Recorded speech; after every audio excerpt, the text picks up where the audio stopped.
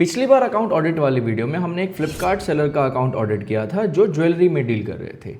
आज हम एक मीशो के सेलर का अकाउंट ऑडिट करने वाले हैं और देखने वाले हैं कि अगर आप मीशो पे सेल कर रहे हो या फिर सिमिलर कैटेगरी में सेल कर रहे हो तो आप इससे क्या सीख सकते हो। सेलर के लिए तो ये एक ऑडिट हो ही जाएगा, बट आपके लिए भी बहुत ज़्यादा इन्फॉर्मेटिव वीडियो होने वाली है क्योंकि मैं आपको लाइव दिखाने वाला हूँ कि क्या चीज़ें इंप्रूव की जा सकती है और कैसे आप भी सेम चीज़ इंप्लीमेंट कर सकते हो अपने अकाउंट पे। तो बहुत ही इन्फॉर्मेटिव वीडियो होने वाली है। तो अगर आप भी अपना मीशो अकाउंट ग्रो करना चाहते हो तो वीडियो को ध्यान से ज़रूर देखना।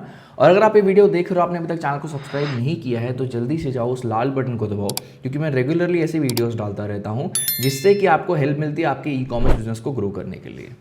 एक और चीज़, अगर आप भी अपना अकाउंट ऑडिट करवाना चाहते हो, नीचे गूगल फॉर्म का लिंक मिल जाएगा, आप वहाँ पे जाके अपनी डिटेल्स डाल सकते हो। हमारी टीम आपको कांटेक्ट करेगी। हर अकाउंट का वीडियो नहीं शूट होगा, लेकिन हमारी टीम आपका अकाउंट ऑडिट करके कैसे उसको इंप्रूव कर सकते हैं वो पॉइंट्स आपको बता देगी, मैसेज के थ्रू या फिर कॉल के थ्रू। तो नीचे आपको फॉर्म मिल जाएगा, वहाँ पे आप अपनी डिटेल्स डाल सकते हो। बिल्कुल भी टाइम वेस्ट नहीं करते, वीडियो शुरू करते हैं क्योंकि यहाँ पे ऑलरेडी एक मीशो का अकाउंट खुला हुआ है। ठीक है, सबसे पहली चीज़, ये अकाउंट कौन सी कैटेगरी में डील कर रहा है। तो ये जो अकाउंट है वो शेप वेयर में डील कर रहा है, नी पैड्स में डील कर रहा है। तो बेसिकली हेल्थ एंड वेलनेस में आप बोल सकते हो एक तरीके से। ठीक है, कुछ कुछ इनके प्रोडक्ट्स हैं जो कि एकदम ही अलग कैटेगरी के हैं, उसके ऊपर भी हम बात करेंगे। और हाँ, ये भी मैं आपको बता दूं, यहाँ पे हम आपको कोई भी प्रोडक्ट डिस्क्लोज नहीं करने वाले हैं। यहाँ पे हम कोई भी पर्सनल रिलेटेड अकाउंट के हम कोई भी डिटेल्स डिस्क्लोज नहीं करने वाले हैं, क्योंकि ऑब्वियसली प्राइवेसी का कंसर्न है। हमने भी उसी के हिसाब से अप्रूवल लिया है। तो जितनी चीज़ें आपके लिए जानना ज़रूरी है रिलेटेड टू मीशो और ये पैनल, वो मैं आपको बताऊंगा, बट कोई भी प्रोडक्ट वगैरह सजेस्ट नहीं किया जाएगा। प्रोडक्ट आपको जो भी दिखेंगे वो ब्लर करके यहाँ पे दिखने वाले हैं। सबसे पहली चीज़, जैसा कि मैंने आपको बोला, डैशबोर्ड यहाँ पे खुला हुआ है। अब यहाँ पे अगर आप देखोगे तो पेंडिंग में एक ऑर्डर है, डाउनलोड में एक ऑर्डर है, आउट ऑफ स्टॉक 0 है, लो स्टॉक 0 है। व्यूज़ की अगर हम बात करें तो 3614 व्यूज़ यहाँ पे दिखा रहा है। ऑर्डर्स अभी 2 दिखा रहे हैं जो 10 अगस्त के हैं, आज 11 अगस्त है। ठीक है, तो बहुत ज़्यादा बड़ा या बहुत ज़्यादा ग्रोथ वाला अकाउंट नहीं है, बट थोड़ा अगर हम नीचे स्क्रॉल करेंगे ना तो यहाँ पे हमें एक चीज़ देखने को मिल रही है जो कि रिसेंटली मीशो ने अनाउंस किया है, वो है डिस्पैच परफॉर्मेंस एंड इनसाइट। इसका मतलब क्या है कि आप कितने सही से डिस्पैच कर रहे हो, कितना टाइमली डिस्पैच कर रहे हो। अब अगर यहाँ पे आप देखोगे ना तो ये 75% पे है, जो कि मैं बोलूँगा बहुत ही ज़्यादा ख़राब है। रीज़न क्या है मालूम है? अगर ये लेस देन 75% गया ना तो सीधा सारा का सारा कैटलॉग ब्लॉक हो जाएगा और उसके बाद इनका बिजनेस कंप्लीटली बंद हो सकता है। तो डिस्पैच परफॉर्मेंस ये तो मीशो है, बट अगर आप किसी भी प्लेटफॉर्म पे डील कर रहे हो ना तो डिस्पैच आपका बहुत ज़्यादा इंपॉर्टेंट होने वाला है। तो आपको ट्राई करना है ये हमेशा 90-95% के ऊपर ही रहे, क्योंकि अगर आप देखोगे 95% के नीचे भी ये रिस्क में है। ठीक है, तो वो 5% का ही आपको यहाँ पे टॉलरेंस मिल रहा है। तो सबसे पहली चीज़ मैं इस अकाउंट के सेलर को भी बोलना चाहूँगा और आपको भी बोलना चाहूँगा कि ये जो ग्राफ है ना, इसको आप लाइटली मत लो, क्योंकि बहुत सारे लोगों ने ये जो क्वालिटी का ग्राफ था ना, इसको भी लाइटली लिया था और धीरे धीरे करके उनके कैटलॉग्स ब्लॉक होते चले गए और उनका बिजनेस बंद करना पड़ा उनको। तो इसके लिए ये भी सिमिलर चीज़ है, अगर आप इसको लाइटली लोगे तो बहुत दिक्कत हो सकती है। तो पहला तो इम्प्रूवमेंट ये चीज़ आपको करनी है। ठीक है, दूसरी चीज़, अगर आप देखना चाहते हो तो कैटलॉग वाइज भी देख सकते हो। यहाँ पे आपको कैटलॉग वाइज भी डेटा देखने को मिल जाता है। ठीक है, उसके बाद हम जाते हैं ऑर्डर्स के ऊपर। ऑर्डर्स में एक पेंडिंग में दिखा रहा है, 6 रेडी टू शिप में दिखा रहा है, बाकी जो है वो शिप्ड में दिखा रहा है। हम डिस्पैच परफॉर्मेंस जो हमने ऑलरेडी देख ही लिया है कि काफ़ी ही बुरा है। ठीक है, 75% पे है, जो कि बहुत ज़्यादा कंसर्निंग है। रिटर्न्स में हम जाएँ तो रिटर्न्स यहाँ पे अगर हम कस्टमर रिटर्न देखेंगे तो 9% है, कुरियर रिटर्न देखेंगे तो ऑलमोस्ट 10% है। तो मैं ये बोलूँगा कि रिटर्न वाइज यहाँ पे मुझे कोई दिक्कत नहीं दिख रही है। अगर मैं इसको 3 महीने का भी करता हूँ या फिर इनफैक्ट 6 महीने का भी करता हूँ, 6 महीने में यहाँ पे रिटर्न्स थोड़े ज़्यादा दिख रहे हैं, बट यहाँ पे अगर 3 महीने का करेंगे तो रिटर्न्स काफ़ी लिमिटेड है, बट वही है कि ऑर्डर्स कम है। तो एक बार हमें ये चेकआउट करना पड़ेगा कि ये 6 महीने पहले किस कैटेगरी में डील कर रहे थे और अभी किस कैटेगरी में डील कर रहे हैं, क्योंकि अभी तो फिलहाल जो मैंने इनकी इन्वेंट्री देखी है वो मेजरली शेपवेयर और नी पैड्स वगैरह में है, नी प्रोडक्शन में है। तो I think health and wellness में ही है इनकी पूरी कैटेगरी अभी के लिए। तो हो सकता है क्योंकि ये पर्सनल केयर आइटम में आ जाता है, हेल्थ एंड वेलनेस में आता है, उसकी वजह से इनका जो रिटर्न है वो कम हो गया। ये इनके एवरेज शिपिंग कॉस्ट है। ठीक है, फिर हम यहाँ पे चले जाएंगे क्लेम्स में। तो क्लेम्स में अगर हम देखते हैं तो यहाँ पे इन्होंने लास्ट क्लेम 17 मार्च 2026 को अप्लाई किया था, उसके बाद इन्होंने कोई क्लेम अप्लाई नहीं किया, जो कि गलत चीज़ है। देखो, क्लेम अप्लाई करना चाहिए, स्पेशली अगर आप जिस वॉल्यूम में डील कर रहे हो, क्योंकि आपका ऐसा तो है नहीं कि 10 या 12 हज़ार ऑर्डर दिन के आप डिस्पैच करो, यहाँ पे 10, 15, 20 ऑर्डर डिस्पैच करो। तो इस केस में हर अमाउंट आपके लिए बहुत ज़्यादा इंपॉर्टेंट, चाहे वो 200 का हो, 500 का हो या 1000 रुपये का हो। तो यहाँ पे अगर आप क्लेम अप्लाई करोगे तो उससे दो चीज़ें होंगी। पहली बात, आपको अपना अमाउंट भी मिलेगा। दूसरी चीज़, मीशो जो रीज़न बोल के आपको रिटर्न कर रहा है या फिर आपका जो भी पैसा काट रहा है वो आप उसको गलत साबित करोगे तो टेक्निकली आप अपनी क्वालिटी को जस्टिफाई करोगे, ठीक है। तो वो रीज़न है जिसकी वजह से क्लेम अप्लाई करना बहुत ज़रूरी है। अभी इनके अकाउंट में जो लास्ट क्लेम आप देखोगे तो 17 मार्च का अप्लाई किया हुआ है, मतलब आज से ऑलमोस्ट 4 या 5 महीने पहले का। उसके बाद भी रिटर्न आए होंगे लेकिन इन्होंने अप्लाई नहीं किया, और वो भी अप्रूव्ड रिटर्न है। अगर आप देखोगे अप्रूव्ड क्लेम है, ठीक है। तो क्लेम आपको अप्लाई करना है, ठीक है। फिर इन्वेंट्री में जाएंगे तो आप देखोगे यहाँ पे एक्टिव में 79 है, एक्टिवेशन पेंडिंग में 2 है, ब्लॉक्ड में 147 है, पॉज्ड में 55 है। ब्लॉक्ड का रीज़न अगर हम यहाँ पे चेक करते हैं तो majorly existing blog rating, QC ratings. तो मेजरली मुझे लग रहा है जो भी इनके जो कैटलॉग ब्लॉक हुए हैं ना वो रेटिंग कैसे हुए हैं। इनफैक्ट ये ब्लॉक्ड नहीं हुए होंगे। यहाँ पे अगर हम क्वालिटी में जाएंगे तो आप हाँ देखो यहाँ पे ये क्वालिटी स्कोर जो है इनका ये 22% है, मतलब ऑलमोस्ट रेड में ही जा चुका है, क्योंकि 22% से 25% रेड में होता है और उस टाइम पे आपके कैटलॉग जो है वो धीरे धीरे ब्लॉक होना शुरू हो जाते हैं। तो मेरे को लगता है काफ़ी हद तक इनके जो कैटलॉग है ना उसकी वजह से भी ब्लॉक हुए हैं, ठीक है। तो जैसे कि आपको डिस्पैच परफॉर्मेंस मैंने बोला वो बहुत ज़्यादा इंपॉर्टेंट है, उसको मॉनिटर करना बहुत ज़्यादा ज़रूरी है। ये भी बहुत ज़रूरी है। रीज़न क्या है मालूम है? अब चलो यहाँ पे तो उतनी ज़्यादा रेटिंग नहीं है तो उसको थोड़ा मैनेज किया जा सकता है, बट कई लोगों के अकाउंट हमारे पास आते हैं जहाँ पे यहाँ पे 5000 रेटिंग होती है, 6000 रेटिंग होती है और वो 20% पे होता है।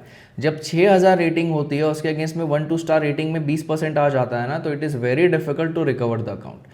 क्योंकि प्रॉब्लम क्या होती है कि उतनी ज़्यादा आपको रेटिंग करवानी पड़ती है और आपको ये भी कंडीशन लेके चलना पड़ता है कि उसके बाद सामने जो कस्टमर नॉर्मली ऑर्डर कर रहा है वो कोई नेगेटिव रेटिंग ना दे, तो वो बहुत ज़्यादा डिफिकल्ट सिचुएशन हो जाती है। तो मेरा सजेशन यही होगा कि 2 मेट्रिक्स आपको मीशो पे हमेशा ट्रैक करने हैं। पहला आपका डिस्पैच परफॉर्मेंस, दूसरा जो आपको ट्रैक करना है वो है आपका क्वालिटी स्कोर। दोनों बहुत ज़्यादा इंपॉर्टेंट है। दोनों अगर नहीं करोगे आप तो आपका कैटलॉग ब्लॉक होगा और थोड़े टाइम के बाद आपका अकाउंट भी सस्पेंड या ब्लॉक हो सकता है।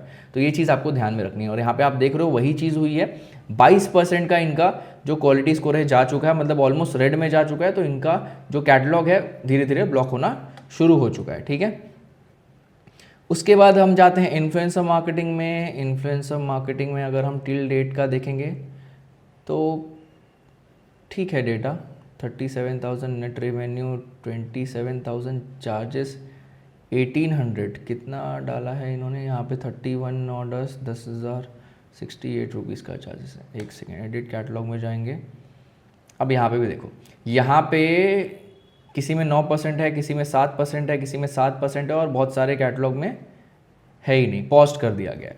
तो देखो मेरा क्या सजेशन है फॉर इन्फ्लुएंसर मार्केटिंग कि अगर आप जो प्रमोशन वगैरह लगाते हो जनरल टाइम पे 5% आप दे रहे हो, 2% दे रहे हो, जो भी दे रहे हो, ठीक है, तो मैं ये सजेस्ट करूंगा ना कि यहाँ पे आपको एक 5% का फ्लैट डिस्काउंट जो है, जो 4 से 8 में लो वाला है, उसमें 5% का फ्लैट डिस्काउंट है ना, वो सारे कैटलॉग्स पे अप्लाई कर देना है। रीज़न क्या है मालूम है कि यहाँ पे जो आपको चार्जेस भी लगते हैं ना वो डिलीवर्ड ऑर्डर्स पे लगते हैं, ठीक है। अगर आपका प्रोडक्ट डिलीवर हुआ और रिटर्न नहीं हुआ तो ही आपको चार्ज लगता है, उसके अलावा आपको चार्ज नहीं लगता। और अगर सपोज करो आपका 100 रुपये का प्रोडक्ट है जो बिका है, उसमें अगर आपको 5 रुपये लग रहे हैं तो भी आपका ऑलमोस्ट 20 का ROI है, समझ रहे हो। 100 रुपये का प्रोडक्ट आप बेच रहे हो, उसमें अगर आपका 5% जा रहा है तो 5 रुपये आपके जा रहे हैं। अगर 5 रुपये देखिए अगर आपका 100 रुपये का प्रोडक्ट बिक रहा है तो अल्टीमेटली आपका तो फायदा ही है, क्योंकि अगर आप 20 के ROI में प्रॉफिट नहीं कमा पा रहे हो मतलब आपका कैलकुलेशन ही पूरा गलत है। तो उस कैलकुलेशन के हिसाब से चलेंगे, 5% देंगे तो मुझे लगता है कई हद तक इन्फ्लुएंसर मार्केटिंग बहुत ज़्यादा यूजफुल है, कि उसकी इससे आपके ऑर्गेनिक ऑर्डर्स है ना वो बहुत बढ़ते हैं। और आप देखोगे ना तो यहाँ पे ROI भी आपको काफ़ी अच्छी मिलती है। जैसे कि आप देख सकते हो, ये तो बहुत बड़ा डेटा नहीं है बट हमारे पास बहुत सारे अकाउंट है जहाँ पे डेटा ये जो ROI है ना इससे भी बेटर है, और ये जो सेल्स आपको दिख रहा है इससे 10 to 20 टाइम्स ज़्यादा है, ठीक है। तो इन्फ्लुएंसर मार्केटिंग आप करो, लेकिन फ्लैट 5% का डिस्काउंट दो, मैं आपको बता रहा हूँ उतने पे भी आपको अच्छा रिस्पॉन्स आएगा और आपको अच्छी सेल निकाल के देगी इन्फ्लुएंसर मार्केटिंग। फिर हम जाते हैं एडवर्टीजमेंट पे। एडवर्टीजमेंट में अगर हम देखेंगे लास्ट 30 डेज ठीक है, अच्छा है, 11 का ROI है। लास्ट 15 डेज ROI कम हो गया, 9.5 का है। लास्ट 7 डेज 1200 रुपये स्पेंड है लेकिन ROI अच्छा है। यस्टरडे कोई ROI नहीं है क्योंकि स्पेंड भी नहीं हुआ है। आज का देखेंगे, स्पेंड नहीं हुआ और ROI भी नहीं है, मतलब धीरे धीरे धीरे इनका ऐड का जो परफॉर्मेंस है वो डाउन हो रहा है। वही रीज़न है, डिस्पैच परफॉर्मेंस पुअर हो रहा है जिसकी वजह से विजिबिलिटी कम आ रही है, दूसरा क्वालिटी स्कोर खराब हो रहा है जिसकी वजह से जो रैंकिंग है प्रोडक्ट की वो धीरे धीरे नीचे जा रही है। तो ये दो मेजर रीज़न की वजह से इनका पूरा अकाउंट धीरे धीरे पूरा ही डाउन में जा रहा है, ठीक है। तो ये चीज़ आप ध्यान में रखो। और हाँ, मैं इन्वेंट्री में एक्चुअली पूरा बताना भूल गया कि हम क्वालिटी स्कोर पे चले गए थे। अब मैं आपको यहाँ पे दिखाऊँ तो इनके प्रोडक्ट जो वैसे प्रोडक्ट तो आपको ब्लर दिख रहे होंगे, लेकिन इनकी प्राइसिंग जो है ना, जिस कैटेगरी में डील कर रहे हैं वो काफ़ी अच्छी, काफ़ी कॉम्पिटेटिव प्राइसिंग है। लेकिन क्या है ना कि सेम प्रोडक्ट इन्होंने लिस्ट जो करके रखे हैं ना, वो एक ही प्रोडक्ट है लेकिन हर प्रोडक्ट के लिए अलग से कैटलॉग बना है, हर प्रोडक्ट के लिए अलग से कैटलॉग बना है, ठीक है, हर प्रोडक्ट के लिए। और ऐसे कर करके इन्होंने अभी इनके 79 कैटलॉग्स लाइव हैं, लेकिन वैसे अगर आप देखोगे तो ब्लॉग वगैरह मिला के 200 के ऊपर कैटलॉग्स इन्होंने डाले हुए हैं।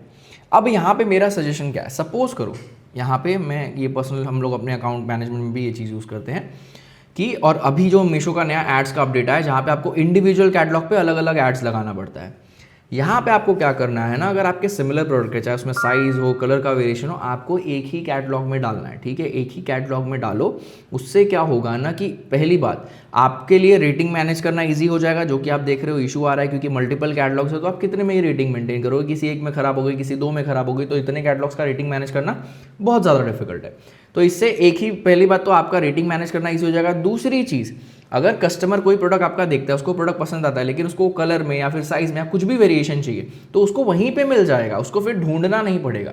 तो आप कस्टमर का जितना एफर्ट बचाओगे उतना ज़्यादा आपके लिए यूजफुल होगा, आपका कन्वर्जन रेट उससे ज़्यादा बढ़ेगा। तो इसके लिए आपको कस्टमर का काम ईजी करना है, डिफिकल्ट नहीं करना है, और उससे आपका भी अल्टीमेटली फायदा ही होता है, ठीक है। उसके बाद सपोज करो अगर आपको ऐड लगाना है, जैसे मीशो का नया एड्स का सिस्टम आया कि आपको हर कैटलॉग के लिए अलग अलग ऐड लगा, सबके पैनल पे लाइव नहीं हुआ है बट मोस्टली पैनल पे लाइव हो गया, और आगे ऐसे ही चलने वाला है कि हर कैटलॉग के लिए अलग से कैंपेन का बजट देना पड़ता है और अलग से कैंपेन चलाना पड़ता है। अब सपोज करो आपके पास 10 प्रोडक्ट है या फिर 9 प्रोडक्ट है, अब 9 प्रोडक्ट आपने अलग अलग लिस्ट किए, मतलब आपको 9 कैंपेन चलाने पड़ेंगे उन सारे प्रोडक्ट्स को चेक करने के लिए। लेकिन अगर आप सपोज करो 9 के 9 प्रोडक्ट आपने एक ही कैटलॉग में डाल दिया है, तो आपका एक कैंपेन में भी आप चेक कर सकते हो कि वो प्रोडक्ट चलने वाला है या फिर नहीं चलने वाला है, ठीक है। तो इसके लिए मैं ये सजेस्ट करूंगा, अगर आपका कोई भी सिमिलर प्रोडक्ट है स्पेशली इन कैटेगरीज में, तो मैं यही सजेस्ट करता हूं कि उसको कंबाइन करो। जितना कंबाइन करोगे उतना मैनेज करना आपके लिए भी ईजी होगा और साथ साथ में आप उसको ग्रो भी कर पाओगे। जो लोग भी आपको ये बोलते हैं कि नहीं है बहुत सारी लिस्टिंग कर दो, लिस्टिंग करने में कोई दिक्कत नहीं है, आजकल तो बहुत सारे ऑटोमेटिक लिस्टिंग वाले टूल भी आ गए हैं। लेकिन खाली लिस्टिंग करने से आपका काम नहीं होता है, आपको उसको बेचना भी है, मैनेज भी करना है और प्रॉफिट भी कमाना है। लिस्टिंग करने के आपको पैसे नहीं मिलते, ये डेटा एंट्री का जॉब नहीं है कि आप जितना ज़्यादा करोगे उतना ज़्यादा आपको पैसा मिलेगा। सिंपल सी चीज़ है, हमारे पास बहुत सारे ऐसे अकाउंट हैं जहाँ पे खाली 20-25 लिस्टिंग है और वो लोग 30-30 लाख का रेवेन्यू करते हैं महीने का, ठीक है। तो सही स्ट्रैटेजी, सही प्रोडक्ट और सही प्लेसमेंट बहुत ज़्यादा इंपॉर्टेंट है, खाली लिस्टिंग करने से चीज़ें नहीं होती हैं, ठीक है। और ये चीज़ आप लाइव देख रहे हो, मेरे को बोलने की ज़रूरत नहीं है, लाइव आपको सामने सामने दिख रहा है। ये देखो आपकी यहाँ पे एक रेटिंग खराब है, फिर ऐसे और भी प्रोडक्ट्स होंगे जिसमें रेटिंग खराब है, इसके वजह से ओवरऑल अकाउंट का पूरा रेटिंग जो है वो डाउन हो जाता है, फिर एक एक लिस्टिंग मैनेज करना बहुत डिफिकल्ट हो जाता है। एडवर्टीजमेंट का मैंने आपको बता दिया, ठीक है। एक और मैं आपको स्ट्रैटेजी यहाँ पे बता दूंगा, ये ऑडिट से रिलेटेड नहीं है बट मैं स्ट्रैटेजी आपको बता देता हूँ कि जब भी ऐसा हो ना कि आपके अकाउंट में ROI, जो हम यहाँ पे कैंपेन चलाते हैं तो हमारे पास दो ऑप्शन आता है, एक होता है ROI प्लस का और एक होता है यहाँ पे CPC का। अब जनरली जब हम ROI प्लस का कैंपेन चलाते हैं ना, तो कई बार ऐसा होता है अगर हमारी रेटिंग डाउन है या फिर ऑर्डर्स उतने नहीं है, तो यहाँ पे ROI आपको बहुत कम दिखाती है। अब 5 के ROI में तो सीधी सी बात है कोई सेंस बनेगा नहीं, आपको प्रॉफिट मिलेगा नहीं। आप क्या कर सकते हो ना, कुछ प्रोडक्ट्स जो आपके अच्छे चल रहे हैं उसको रीलिस्ट करो, रीलिस्ट करने के बाद क्या करो, उसके ऊपर थोड़े बहुत रिव्यूज डलवा दो। रिव्यूज डलवाने के बाद जब आप ये चेक करने जाओगे ना ROI वाला, आप कैटलॉग वाइज भी अगर सिलेक्ट करने जाओगे तो फिर यहाँ पे आपको अच्छी ROI देखने को मिलेगी। तो ये स्ट्रैटेजी फॉलो करके यहाँ की जो ROI है ना वो इंप्रूव कर सकते हो, और अल्टीमेटली यहाँ की ROI इंप्रूव हो गई तो आपको जो रिजल्ट मिलेगा उसी ROI के अराउंड मिलता है, ठीक है। फिर हम जाते हैं प्रमोशन में, तो एज सच लाइव प्रमोशन नहीं है, एक्सपायर्ड है, व्यू प्रोग्राम, ठीक है। यहाँ पे भी 7% का डिस्काउंट दिया गया था, ठीक है, बुरा नहीं है। फिर यहाँ पे भी 6% का डिस्काउंट दिया गया है, ठीक है। परसेंटेज सही है डिस्काउंट का, डिस्काउंट परसेंटेज में कोई दिक्कत नहीं, आप 5, 6, 7, 8% तक का डिस्काउंट दे सकते हो, लेकिन 10 के ऊपर आपको नहीं जाना है, क्योंकि अगर रिटर्न आ गए तो फिर आपका सारा जो प्रॉफिट है वो वहाँ पे ही चले जाएगा। फिर हम जाते हैं बिजनेस डैशबोर्ड पे, लास्ट 30 डेज़ में 69,000, सॉरी यहाँ पे हम देख रहे हैं जुलाई का, जुलाई में इनकी सेल है जुलाई में इनकी सेल है 65,000, फिर जून में इनकी सेल है 38,000, फिर मई में हम चेक करेंगे अगर, तो मई में इनकी सेल है 47,000। मतलब कंसिस्टेंट, मतलब इनका मेजर कंसर्न भी ये था कि सेल्स नहीं आ रही। तो ये सारी चीज़ें हैं जो कि करनी पड़ेगी, तब जाके सेल्स आपको दिखेगी। और हाँ, एक और चीज़ मैं आपको जो बोल रहा था, अब इनकी कैटेगरी में अगर आप जाओगे तो मे भी हो सकता है ये उस कैटेगरी में डील कर रहे हो पहले, बट यहाँ पे ना कुछ कुछ अलग कैटेगरीज के प्रोडक्ट्स है। अगर मैं आपको बता दूँ तो मतलब सिंपली स्टेशनरी के प्रोडक्ट्स हैं। स्टेशनरी के प्रोडक्ट्स अगर आप सेल कर रहे हो, साथ में आप हेल्थ एंड वेलनेस का प्रोडक्ट सेल कर रहे हो ना। अब मीशो का सिस्टम आपको बहुत सिंपली पता है कि वो तो स्टोर में ही दिखाता है। आप सपोज करो आपको एक जगह नी पैड दिख रहा है और एक जगह आपको वॉल हुक्स दिख रहे हैं, तो आप ट्रस्ट कैसे करोगे सप्लायर के ऊपर? क्योंकि एक सप्लायर दोनों प्रोडक्ट कैसे बेच सकता है? दोनों बहुत ज़्यादा डिफरेंट कैटेगरीज है। तो इसके लिए आपको खिचड़ी नहीं बनाना है। जितना सिंपल सोबर मैनेजेबल बिजनेस होगा, उतना ज़्यादा आपके लिए मैनेज करना ईजी होगा और उतना ज़्यादा वो स्केल भी होगा। ये चीज़ आपको ध्यान में रखनी है। तो मेरे हिसाब से ये पूरा ऑडिट है इस अकाउंट का जो मैंने किया है, काफ़ी डेप्थ में ही बता दिया है मैंने आपको। तो मेरे हिसाब से अगर आप सिमिलर कैटेगरी में डील कर रहे हो या फिर आप भी सेम सिचुएशन में हो तो बहुत ज़्यादा यूज़फुल है। अगर आपको फिर से एक बार नहीं वापस से देखना है तो वापस से पूरा वीडियो देख लो। आपको हो सकता है कुछ चीज़ आपसे मिस हो गई हो, तो वो आप यहाँ पे देख पाओगे। ठीक है, तो आई थिंक आपको ये चीज़ पसंद आई होगी। ये ऑडिट मैं रेगुलरली करने वाला हूँ। हफ्ते में एक वीडियो आएगी ऑडिट की। अलग अलग टाइप के अकाउंट होंगे, अलग अलग कैटेगरी होगी, अलग अलग ऑब्वियसली हर अकाउंट का अलग सिचुएशन होता है, सिनेरियो होता है, तो उसके हिसाब से आपको वहाँ पे देखने को मिलेगा। तो हो सकता है कि बहुत सारे सिनेरियोज आपके सिनेरियो से मैच करते रहें, तो आप उससे बहुत ज़्यादा इनपुट ले सकते हो और उसको अप्लाई कर सकते हो। तो अगर आपको वीडियो पसंद आई है, अगर आप इस टाइप की वीडियोस देखना चाहते हो तो वीडियो को लाइक कर देना। आपका कोई सजेशन है ऑडिट से लेकर रिलेटेड, या फिर आप चाहते हो कि मैं कुछ और ऐड ऑन करूँ ऑडिट वाली वीडियोज़ में, तो आप कमेंट करके आपका सजेशन दे सकते हो। मैं ट्राई करूँगा उसको इम्प्लीमेंट करने का। और अगर आपने अभी तक चैनल को सब्सक्राइब नहीं किया है, अगर आप इतनी वीडियोस देख रहे हो, यहाँ तक आपने वीडियो देख ली है, तो इतना एफर्ट और डाल लो कि लाल बटन को दबा दो ताकि सब्सक्राइब हो जाए और कोई भी नई वीडियो आए तो आपको उसका नोटिफिकेशन मिल जाए। दोस्तों इस वीडियो के लिए इतना ही, फिर मिलते हैं एक नई वीडियो में।